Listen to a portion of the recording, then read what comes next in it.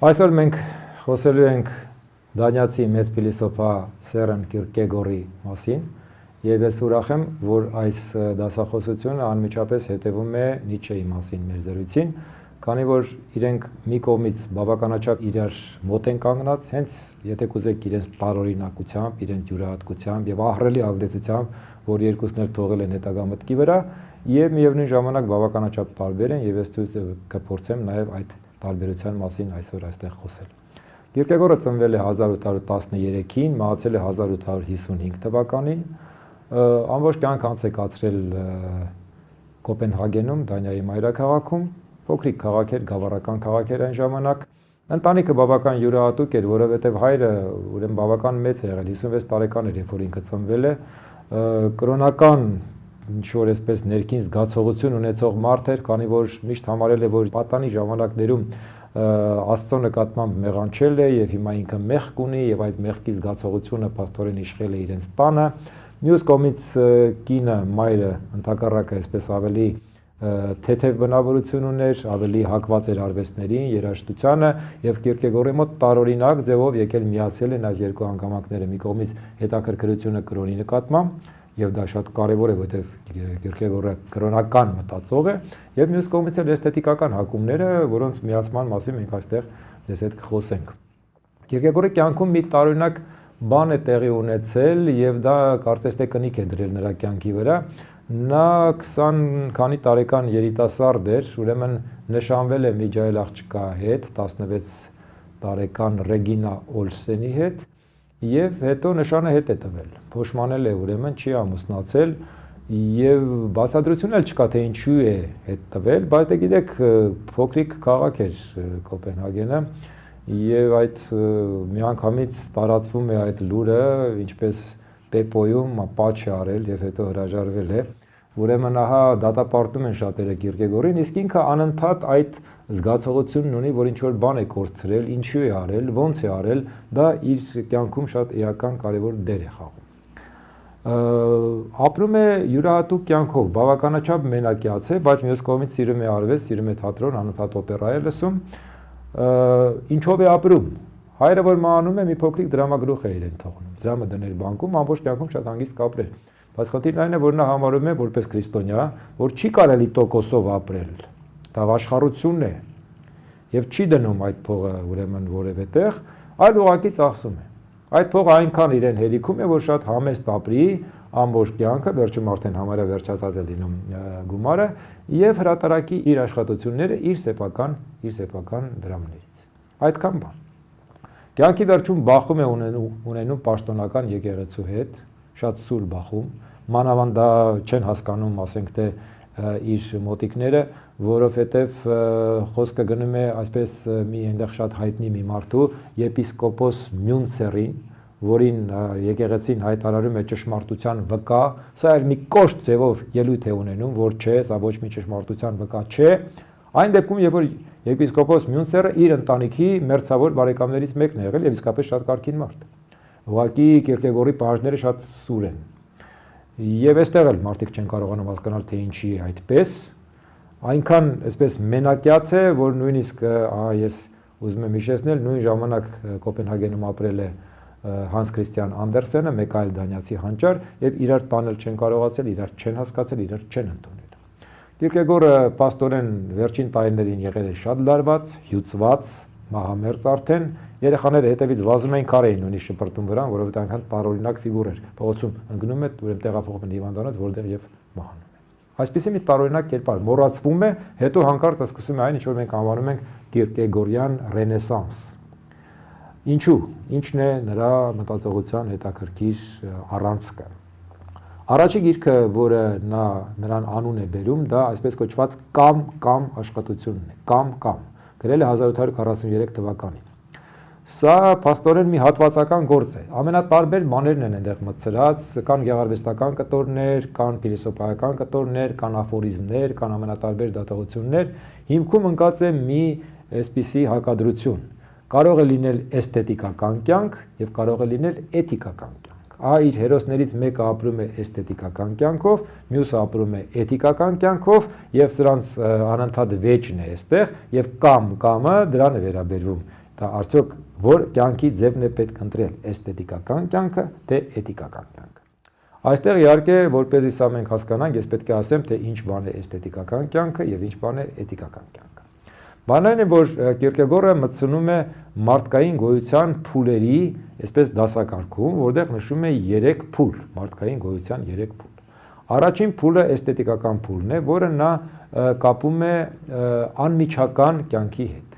Դա ինչ է նշանակում։ Այսինքն դուք ապրում եք այնպես, ինչպես որ ներքին մղումը ձեզ տալիս է։ Դուք չունեք որևէ զսպող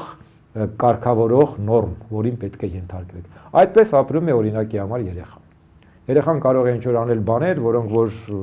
իրեն ոչ ոք չի արգելում անել, կարող է հանկարծ նույնիսկ հայհոյել, եթե ասենք մի բան է լսել, չգիտի, որ դա հայհոյանք է, բայց կարող է հայհոյել, կարող է ինչ-որ միտեղ մի բան կեղտոտել, կոտրել, որովհետև նա շատ անմիջական կյանքով է ապրում։ Այսինքն անմիջական զգայական կյանքը դա այն կյանքն է, որ մարդիկ ապրում են ուղղակի այսպես այնպես, ինչպես որ իրենց ներքին մղումներն են իրենց ստիպում անկախ նրանից, որ պետք է լինեն որոշակի զսպող օրենքներ։ Մյուս մակարդակը էթիկական կյանքն է։ Սա հասկանալի է, բարոյական, ուրեմն պետք է լինեն որոշակի նորմաներ։ Այդ նորմերը գալիս են զսպելու էսթետիկական կյանքը։ Այսինքն կոպիտ ասած, եթե երեխան հայհոյել է չիմանալով, իրեն կարող ասել բարիք ջան, սա լավ բառ չի, այսպես մի ասա։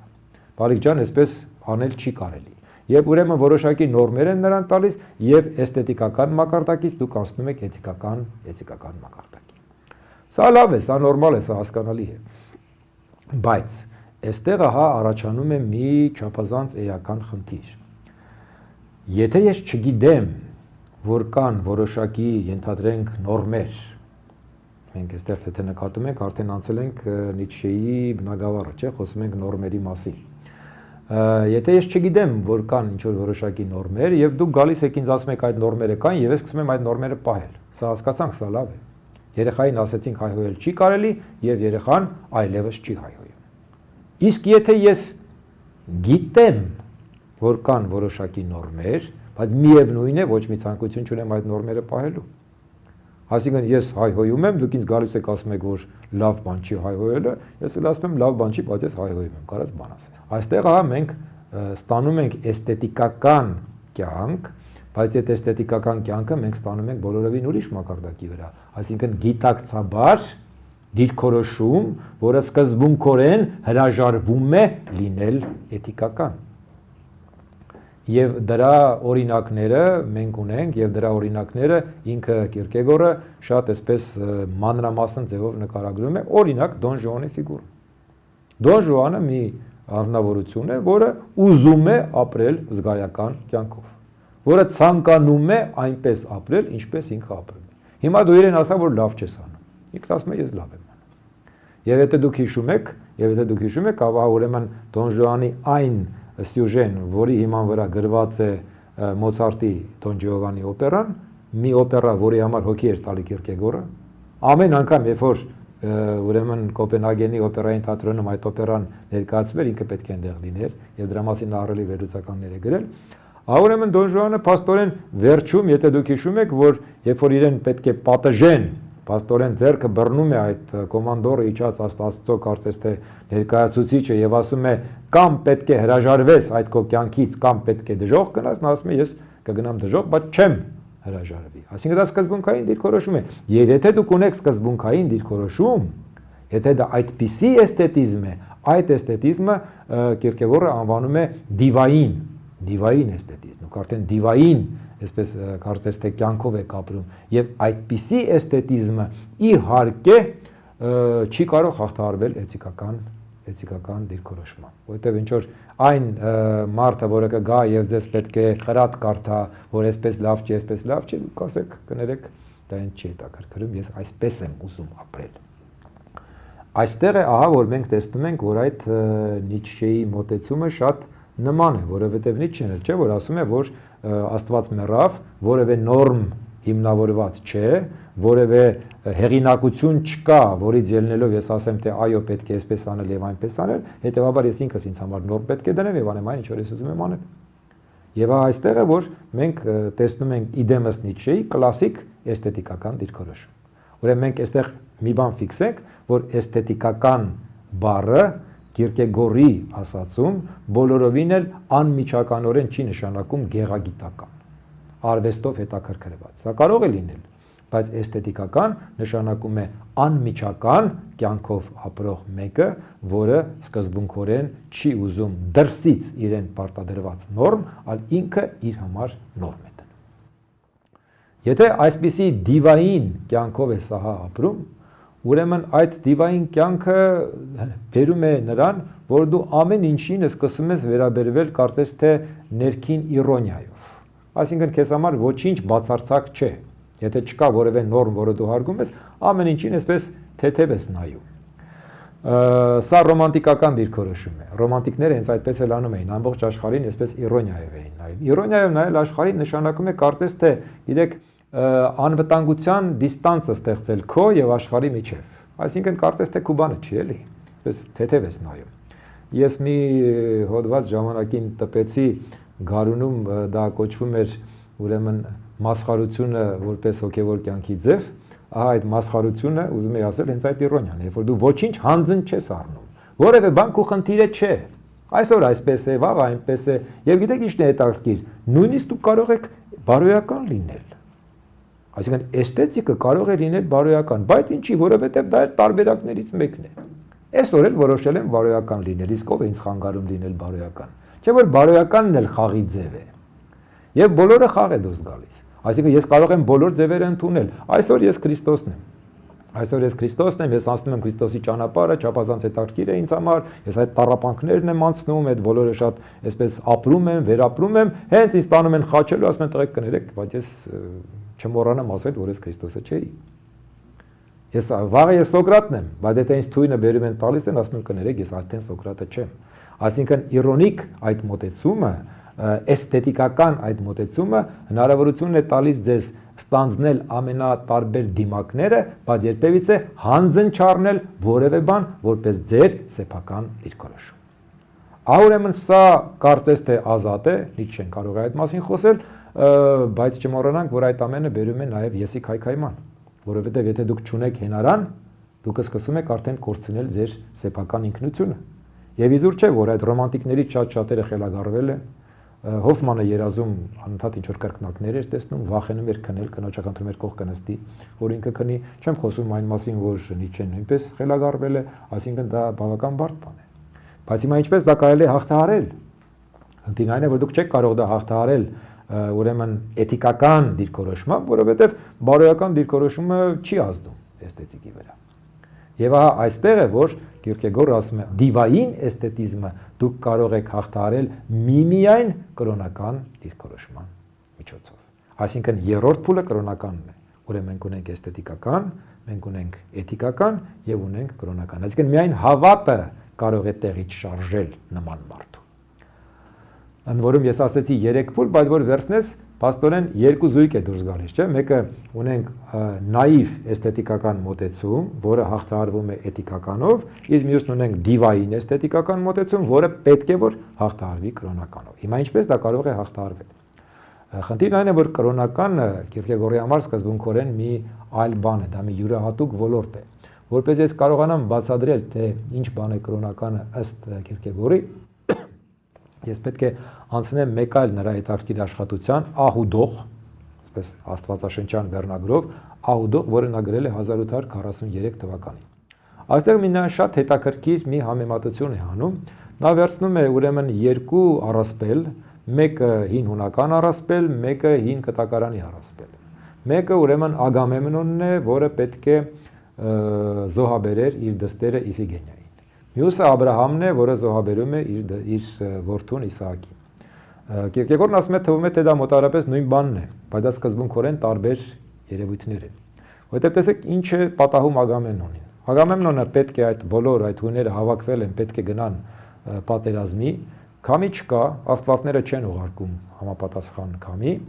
եւ ուրեմն պատգամախոսն ասում է, որ ինքը պարտավոր է զոհաբերել իր դստերը։ Իհարկե Ագամեմնոնը երջանիկ կլիներ, որ ինքը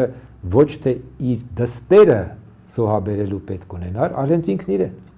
Որտեվ չէ որ նա որպես հայր պետք է դստերն ավելի շատ սիրի, քան թե ինքն իրեն։ Եվ իհարկե նա պատրաստ պիտի լիներ ինքն իրեն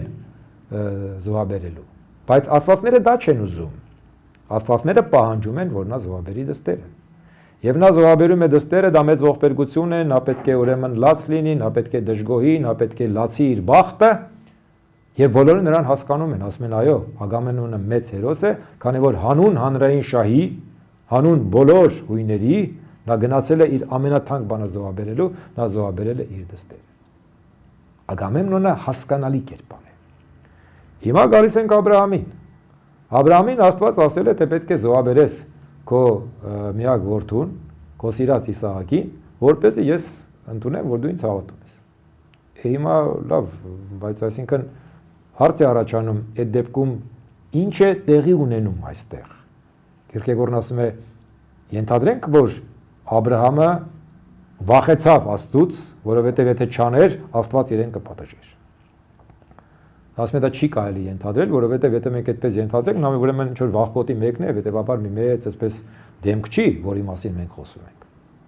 Ուրեմն նա արդյոք նա իր որդուն ավելի քիչ էր սիրում, քան թե ինքն իրեն։ Նույնպես հասկանալի է, չի կարելի ենթադրել, որովհետև դա էլի բնական եղանակ չի։ Արդյոք մենք ելնենք նրանից, որ Աբրահամը գիտեր,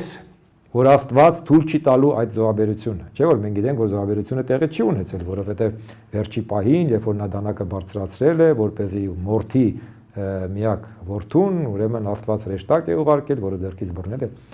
Ոչ, նույնպես չէ, ասում է Կիրկեգորը, դա նույնպես չի կարելի ենթադրել, քանի որ այդ դեպքում էլ մենք պիտի ենթադրենք, որ Աստված եւ Աբրահամը պայմանավորված մեզ հետ թատրոն են խաղում։ Ձև են անում, թե ինչ որ բան են անում։ Ոչ, դա այդ ամեն ինչը լուրջ է։ Եվ եթե այդպես է, ապա ինչու՞ է բացատրությունը։ Խնդիրն այն է, ասում է Կիրկեգորը, որ Աբրահամի գործողությունները դրսի վրա բացատրելի չեն։ Աբրահամը չի կարող լաց լինել։ Աբրահամը չի կարող դժգոհել։ Աբրահամը չի կարող իր վախտը լացել, որովհետև շրջապատը կասի, է չանեիր։ Չանեիր, բացատրություն չկա, ինչի է սարել։ Սա Ագամեմնոնի դեպքը չէ։ Ուրեմն նա լռում է։ Լռում է, որովհետև ինքը իր մեջ ունի ինչ-որ մի ճշմարտություն։ Եվ այդ ճշմարտությունը հավատն է, ասում է Կիրկեգորը։ Որովհետև նա հավատում է Աստծուն, նրա մեջ կա այնպիսի մի ներքին կապ Աստծո հետ, որ նա ներքին խորը համոզմունք ունի, որ այն ինչ որ Աստված ասել է, դա միակ հնարավորը եւ ճիշտն է։ Թե ինչ կլինի դրանից հետո նա չգիտի, գուցե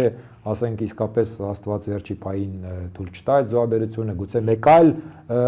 Իսահակ իրեն պարգևի, բայց փաստն այն է, որ նա հավատում է։ Եվ այդ հավատը, ասում է Կիրկեգորը, այն է, ինչ որ ներսից հասկանալի է որպես հավատ, դրսից ընկալվում է որպես անհասկանալի աբսուրդ։ Ահա այս է, որ Կիրկեգորը անվանում է էգզիստենցիա, այսինքն ներքին գոյություն։ Ուրեմն փաստորեն այդ հավատը ըստ Կիրկեգորի այնպիսի մի յուրահատուկ բան է, որը ռացիոնալ ձևով չի բացատրել։ Դրա համար էլ դա արդեն այն բնագավառն է, որտեղ որ կարող է հաղթահարվել դիվային էսթետիզմը։ Դատողություններով, բարոյական քարոզներով դուք չեք կարող դիվային էսթետիկին պարտադրել, որ նա հրաժարվի իր եսից։ Բայց ահա, երբ որ դուք անցնում եք բոլորովին այլ մակարդակի, հավատի մակարդակի վրա այդ անցումը, այդ թռիչքը տեղի է ունենում։ Եվ այստեղ մենք էլի հայտնվում ենք մի տարօրինակ իրավիճակում, որովհետև տեսեք, այդ դեպքում դուրս է գալիս էս ամենաանկապ բաները կարող եմ անել, ինչպես եւ էսթետիկն է անում, բայց ասեմ, որ ես դա հավատով եմ անում։ Այդ դեպքում հիմա սա որտեղ է տարբերվում այդ հավատը եւ ահա ուրեմն այդ մնացած գործողությունները։ Կիրկեգորն ասում է, այստեղ խոսքն այն է, թե դու Աստծո հետ կապ ունես, թե կապ չունես։ Եթե դու Աստծո հետ կապ ունես, ամենաանկապ, ամենաբնական բաները, որ դրսից անկապ են թվում, ներքինից հաստատված են հավատով։ Եթե Աստծո հետ կապդ չկա, ապա իհարկե նույն իրացիոնալ գործողություններն են դուրս գալիս։ Այստեղ ես ուզում եմ բերել մի օրինակ, որը երևի շատերը կհիշեն, չնայած արդեն հին ֆիլմ է, այդ Ինդիանա Ջոնսի մասին կինոներից մեկում այսպիսի մի էպիզոդ կա, երբ որ իրենք պետք է անցնեն մի անդունդի վրայով եւ ուրեմն ասում են, որ այդ անդունդի վրայով տանող մի կամուրջ կա, բայց կամուրջը տեսանելի չէ։ Ուրեմն դուք պետք է ոտքը դնեք լրիվ դատարկ տարածության մեջ ներքևը անդունդ է եւ կբացվի այդ կամուրջը միայն այն ժամանակ, եթե դուք հավատում եք Աստծուն, որը այդ կամուրջը ձեր առաջ պետք է բացի։ Ուրեմն դուք գտնվում եք մի տարօրինակ իրավիճակի մեջ, ոտքը պիտի գցեք, չիմանալով թե բացվելու է թե չէ։ Եվ եթե լավ չեք հավատում, կարող է չբացվի, եթե հավատում եք կբացվի։ Դա այսպես բավականաչափ հայտնի կրոնական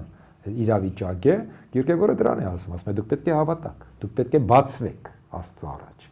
Եթե դու բացվեցիր Աստծո առաջ, այդ դեպքում դու դադարում ես լինել դիվային, այդ դեպքում դու մտնում ես Աստծո ոլորտ։ Բայց դրա համար դու պետք է գործողություն կատարես։ Եվ այստեղ մի շատ հետաքրքիր հանգամանք կա, որ ես կարծում եմ անպայման պետք է նշել, բանն այն է, որ դիվայինը, ասում է Կիրկեգորը, փակն է։ Այսինքն դիվայինը ասում է դա պարփակված մեկն է, որը վախում է բարուց։ Նա ոչ թե վախենում է չարից, նա վախենում է բարուց, նա վախենում է բարու առաջ բացվել։ Ազատությունը միշտ հաղորդակցվող է։ Կիրկեգորը նույնիսկ հիշեցնում է, ասում է կոմունիում բառը դա բանն է, չէ՞, ուրեմն հաղորդությունն է կրոնական իմաստով, այսինքն դու գնացիր հաղորդվեցիր Աստծուն։ Կոմունիում բառը ընդ նույն կոմունիկացիան է։ Այսինքն դու պետք է բաց լինես։ Իսկ եթե դուք փակվում եք, դուք դիվային եք, դուք վախենում եք, դուք մնում եք փակ։ Բայց այդ դիվայինը, այդ փակվածը նաև անբովանդակ է, նաև ձանձրալի է, այնտեղ անելու բան չկա։ Դրա համար Կիրկեգորը բերում է օրինակ, ասում է Մեֆիստոֆելի մասին ասում են, թե նա իբր 3000 տարի նստած փակված քարանձավում նստել է, մտածել է, թե ինչպես կործանի մարդկությանը։ 3000 տարի նստած ոչինչ չի արել։ Դա շատ ձանձրալի է։ Դա հետաքրքիր չէ։ Ես ինձ թույլ կտամ մի տխուր համեմատություն, վախենամ, որ փոքր մերն էլ դրան նման է։ Այսինքն, երբ որ մենք ասում ենք, որ մերը գնացել է մտել է ագրավակար եւ ասում է, թե երբ որ ահա ուրեմն մասուրն էսքան դառնա, ցորենն էսքան դառնա, ինքը դուրս կգա, բայց եթե դու գնացել ես, մտել ես միտեղ, որտեղ ոչինչ չի կատարվում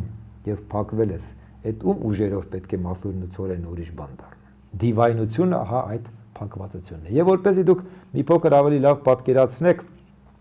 դիվայինի չափազանց հետաքրքիր զուտ հոգեբանական էլեմենտներ է նշում Կիրկեգորը։ Ասում է դիվայինը իր ազատությունը կորցնում է ամենատարբեր ձևերով։ Դա կարող է օրինակ դիտարկվել որպես լարված գրգռվածություն, նևրաստենիա, հիստերիա։ Կատաղաճղայնացած ինչ-որ բաներ եք ասում ազատ չեք։ Անշտապություն, որը ցանկանում է մեկ անգամ եւս մտածել։ Այսինքն ինչ-որ մի բան պետք է անեք, հիմա սպասեք, հիմա էլ մտածենք, այսինքն գործը ձեր վրայից ցրում եք, սա էլ դիվային փակվածությունն է։ Հետաքրքրասիրություն, որը երբեք ավելին չի դառնում։ Պատկերացրեք մի բան, որ դուք այսպես ապրելով, ոգևորված, գնում եք ինչ-որ մեկին պատմում եք, կիսվում եք, եւ սա ասում է հետաքրքիր է։ Միանգամից ոնց որ մի սառը ցնցուղ ձեզ վրա լինի, այսինքն մարդը այդ իր ֆորմալ մոտեցմամբ հետաքրքիր է, ոչ ավել։ Ինտերեսը, իմիջի այլոց։ Ուրեմն այդ իմիջ այլոց մոտեցումը նույնպես դիվային է։ Անազնիվ ինքնախաբեություն։ Կանացի թուլություն, որը մշտապես ուրիշներից մխիթարություն է հայցում, վերամբարձ արհամարանք, չնչին գործունյայություն, անընդհատ բացվեցում ես ինչ-որ բան ես անում, չես կարողանում հասկանալ, թե ինչ ես անում։ Այսինքն բազմաթիվ ահա ուրեմն ձևեր կան, որտեղ որ այդ դիվային անազատությունը դրսևորվում է։ Այնինչ միայն գործողության մեջ է, որ դուք պետք է կարողանաք դա հաղթահարել, որովհետև դուք կարող եք շատ գեղեցիկ բաներ ասել, բայց կամ դուք դրա հիման վրա գործում եք, կամ վերջի պահին ասում եք կներեք ես գնացի։ Այդ կներեք ես գնացին արդեն բերում է էսթետիզմի։ Եթե գործում եք, ուրեմն դիվայինը հաղթահարվում է եւ դուք գալիս եք անցնում եք ահա ուրեմն աստվածայինի ոլորտը։ Մեկ այլ հանգամանք կա, որը չափազանց կարևոր է եւ անպայման պետք է ասել, դա ուրեմն պատմականության Կիրկեգորի հղացքն է։ Այսինքն Կիրկեգորը մի զարմանալի ձևով ցույց է տալիս, թե ինչ է նշանակում, որ մարդը պատմական արարած է։ Այն հարցում ուրեմն Կիրկեգորը խոսում է Աբրահամի եւ Իսահակի պատմության մասին, այստեղ նորից 5 տակարանի մի պատմություն է, բայց այստեղ պատմությունը վերաբերվում է առաջին մեղքին։ Այսինքն Ադամը եւ Եվան խնձորը արգելված պտուղը կերան, համտեսեցին։ Այստեղ ահա ուրեմն Կիրկեգորը խոսում է մեղքի մասին։ Ասում է, երբ որ Աթամը եւ Եվան կերան այդ խնձորը, նրանք մեղք գործեցին։ Մեղք գործելու մեջ կարևորը այն չէ, ասում է Կիրկեգորը, որ դուք ընտրություն կատարեցիք չարի եւ բարու միջև։ Դա չի խնդիրը։ Խնդիրը կարողանալն է, դա է շեշտում, կամք ունենալն է, սեփական ընտրության հիման վրա գործողություն կատարել։ Այսինքն Աստված ասել է չպետք է անեք, իսկ դուք արել եք։ Ահա երբ որ դուք խախտում եք Աստծո պատվիրանը, սա ասում է ամենախորը հավատացյալ մարդը, երբ որ դուք խախտում եք Աստծո պատվիրանը, Աստված ասում է, տեսնում է այսպես վրդովված ձևով տեսնում է, որ դուք այդ պատվիրանը խախտել եք, եւ Աստված ասում է Կիրկեգորը մարդկանց իր ձեռքի վրայից բաց թողեց, ասեց գնացեք։ Դե որ այդպես է գնացեք։ Եվ այդ օրվանից սկսեց մարդկային պատմությունը։ Այսինքն դրախտում պատմություն չկար։ Պատմությունը սկսվում է այն ժամանակ, երբ որ մարդը ինքը իր կամքի հիման վրա վճիռ է կայացնում։ Բայց առաջի վճիռը խախտումն էր, որովհետև առանց խախտման վճիռ չէր լինի։ Եվ այդ վճիռ կայացնելով է, որ պատմությունը սկսում է։ Եվ մարդը պատմական է այնքանով, որքանով որ մշտապես վճիռ է կայացնում։ Այստեղ միջապատանդ հետաքրքիր օրինակ է բերում Կիրկեգորը, նա ասում է, եթե Միքայել հրեշտակապետը գրի առներ այն բոլոր հանձնարարությունները, որոնցով նա ուղարկվել է երկիր եւ դրանց կատարել է, դա չէր լինի նրա պատմությունը։ Չէր կարող հրեշտակը պատմություն ունենալ, որովհետև հրեշտակը իր կամքով չի գործում։ Նա գործում է կատարելով Աստծո հրահանգները։ Դու կարող ես ցուցակում գրել, որ այսքան բան ես արել, դա քո պատմությունը չէ։ Դա Աստծո վճիռների պատմությունն է։ Քո պատմությունը միայն այն ժամանակ է սկսվում, երբ որ դու ինքդ վճիռ ես կայացնում։ Ահա ուրեմն այստեղ թվում է, թե Աստծուց անջատվել է ենթադրվում, բայց ընդհակառակը սա Աստծուց այն անջատվելն է, որը ենթադրում է, որ հետագայում դուք պետք է վերադառնաք Աստծուն, որովհետև Աստծուն վերադառնալը նույնպես վճիռ է։ Աստծուն վերադառնալը նույնպես թռիչք է։ Եվ մարդը արդեն վերադառնում է Աստծուն որպես պատմական էակ։ Եվ այստեղ ահա պատմականության այս մոտեցումը չափազանց կարևոր է եւ ես ուզում եմ հիշեցնել, որ Հայդեգերը հետագայում կասի. մարդը պատմական չէ, որովհետեւ պատմություն կա։ Պատմություն կա, որովհետեւ մարդը պատմական է։ Այսինքն, քանի որ մարդը այդպիսի արարած է, քանի որ մարդը արարած է, որը ստիպված է վճիռ ընդունել եւ ինքը իր կյանքը այս կամ այն ձևով ուղղորդել, դրա համար էլ պատմություն կա։ Եվ ոչ թե պատմություն կա, հետևաբար մարդը պատմական է։ Ահա այս նոտայով ես կարծում եմ լավ կանենք այսօր ավարտել։